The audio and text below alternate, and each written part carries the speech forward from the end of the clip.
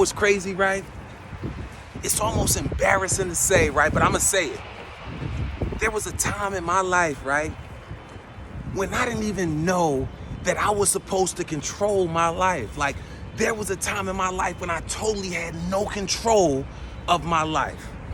Totally none. Almost as if I used to depend on circumstances and what happened to determine how I responded in my life. So in other words, I was a slave to circumstances.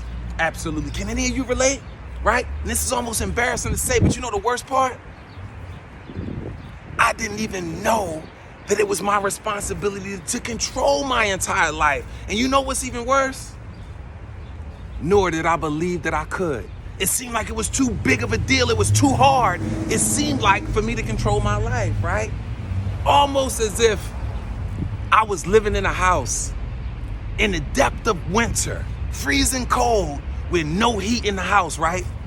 Never realizing that I, just like you, control the temperature. You control the temperature, right? So here's the hard truth. Now remember, I'm just the messenger. Don't get mad at me, but I'm gonna give it to you raw, right? Here's the hard truth. You feel bad, right? Because of you. And never forget that 100% of how you feel is your choice. It's all on you, right? And don't get me wrong, I know it's outside influences. I know it's people, places, and things that can enhance it. But here's the thing.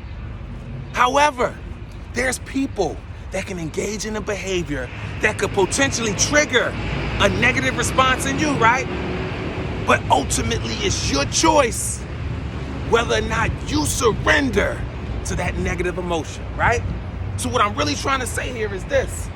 Here's 3 reasons why it's all on you. You gotta control your emotions. Yep, all on you. Number 1, a large part of you controlling your emotions, right, is you gotta first believe, or a large part of you feeling good, right, is you gotta first believe that you deserve to feel good, right? That's up to you. That's the first one. Number 2,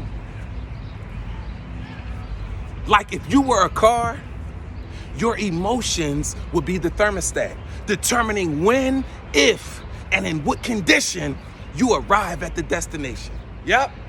And number 3, you gotta develop a greatness mindset, a mind bold enough to believe, right, that either you are bold enough to totally control your emotions. That's what you gotta do. You gotta take full control of your emotions. But under no circumstance are you to ever allow your emotions to take full control over you. And let me tell you how significant your emotions are. Now remember, we're connected to the universe. We're all in this universe, the perfect universe that God created. And this is how it works. It keeps a perfect score, so don't make a mistake. So when you feel angry, unforgiveness, and spiteful and all of that towards other people, the universe is just measuring how you feel. And it's saying, okay, this particular person feels angry, so let me oblige them by sending them more situations to continue to allow them to feel angry, because how you feel is signaling to the universe that that's how you want to continue to feel, right?